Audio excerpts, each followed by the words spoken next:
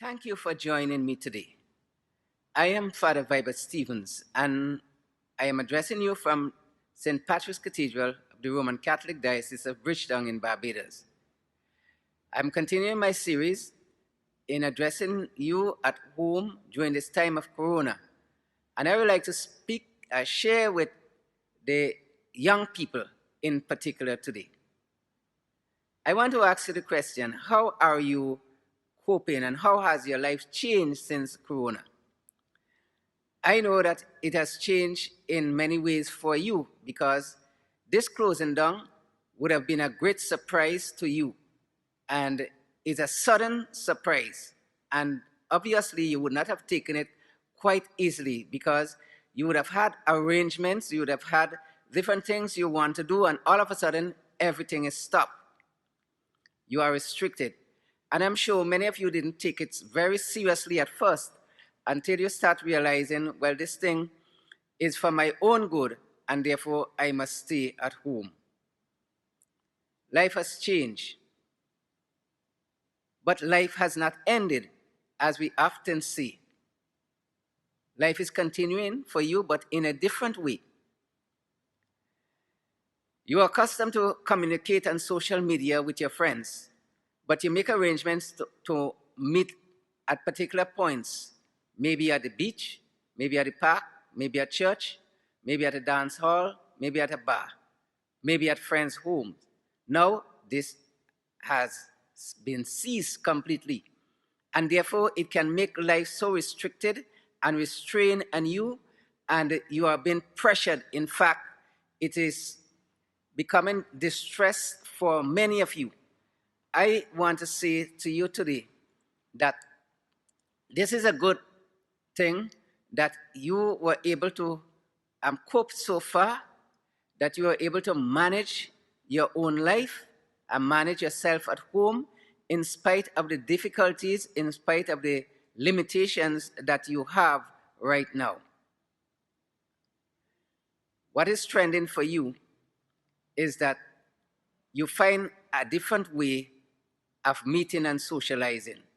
I've noticed many people have videos where they have their little dance party at home, beating their little drums, doing very creative activities at home to make themselves happy and share the video with their friends. Now, this is quite good, and I think young people, you can be very creative, perhaps in creating something that is useful for this country while you are on a shutdown. We don't know how long this will last. We hope that as we see improvement in our country, we hope that this shutdown will not be too long, but yet we still have to be careful.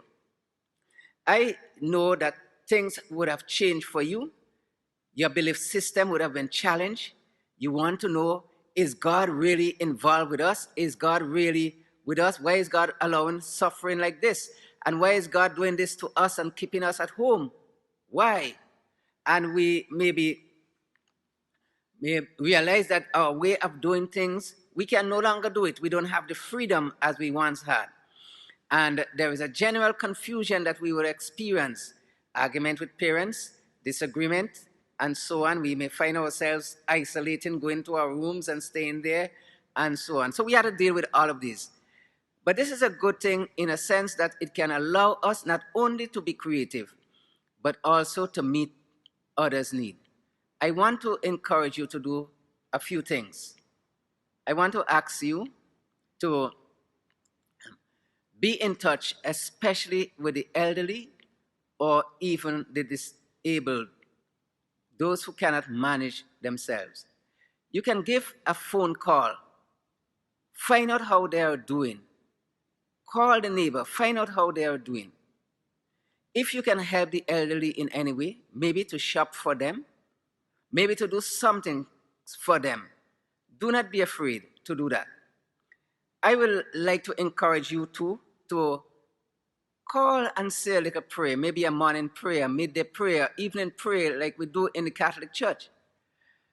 Do a prayer with them. Help them say the prayer, or you just pray with them. And also, you can find out how they are doing and try to meet their needs. I think if you do this, I am sure after this corona is over, you would have felt that you have done something well. My dear young people, the Catholic Church is praying for you, and we are there for you. We are lifting you up every day, for we know that our God is with us, and in spite of the problems we have, in spite of the doubts we experience, we know that Jesus still stays with us, and he walks with us even in our troubles, in our good times and in our bad times. May the Lord give you the courage and grace you need to stay firm and to be strong in him, for your God is a God of love and mercy and forgiveness, and he is there with you no matter what. Amen.